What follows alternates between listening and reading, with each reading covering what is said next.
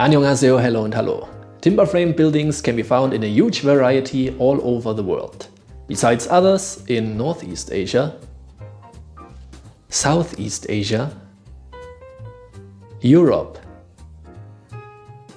North America and Africa. Along with its own building traditions, each region has also come up with their own corresponding terminology. Timber, or lumber, is natural wood that has been processed into a useful shape and size, usually by removing branches and bark and cutting the log to required length and diameter. For building purposes, square cross-sections are the most common, but round and polygonal shapes are also possible. The diameter of the wood can be massive, regular, or slim. If the structure is built from engineered wood such as GLT, it's not traditional timber framing. Frame refers to the timbers being arranged in more than one direction. Normally we have at least horizontal members, beams, and vertical members, posts. Log houses are not considered timber framed, as the timbers that form the load-bearing walls all lie parallel to each other. The members are connected directly by wooden joints. Mortise and tenon joints are common, and sometimes wooden pegs are used to hold the parts in place. A traditional timber frame comes without metal fasteners, nails, ropes or other aids for fixing the main structure.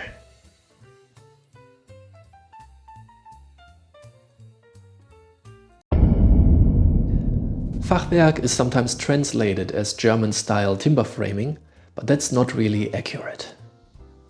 Fach comes from Gefache, the panels formed by the timber frame. So while Fachwerk does indeed consist of a load-bearing timber frame, it is not complete without filled-in panels. This is the wooden skeleton of the house, a timber frame. Once the panels are filled in, we can call it Fachwerk. The types of infill are diverse and depend on what material is available locally.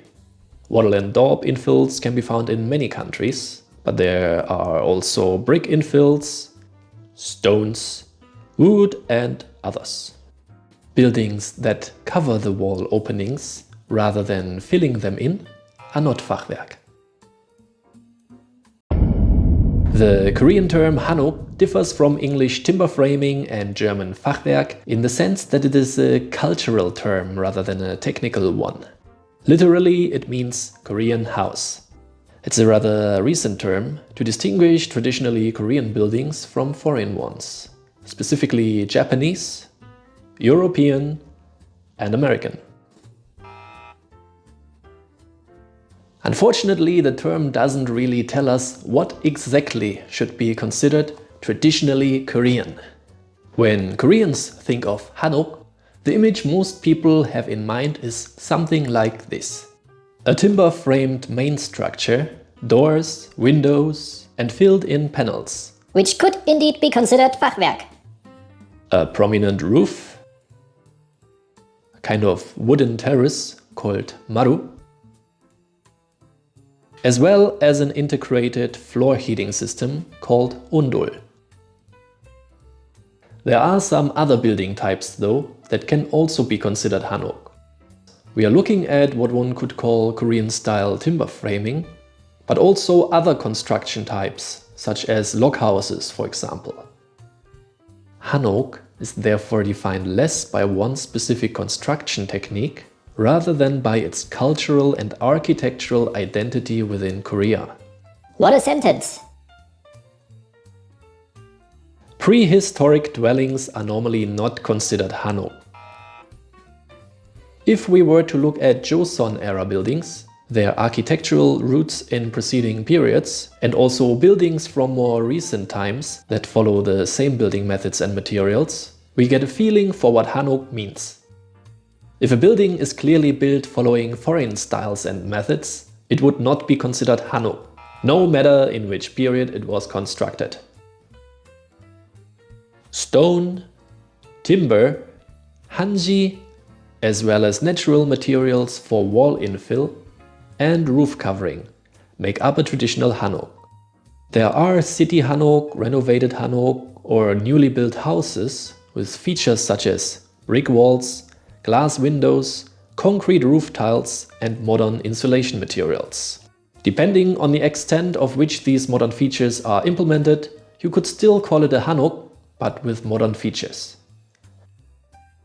To sum things up, timber framing is a broad category of construction type, characterized by timbers, connected by wooden joints, forming a structural framework. We call it Fachwerk when the panels of this framework are filled in.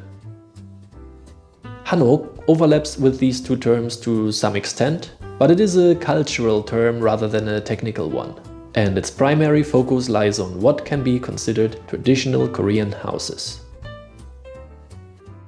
All clear?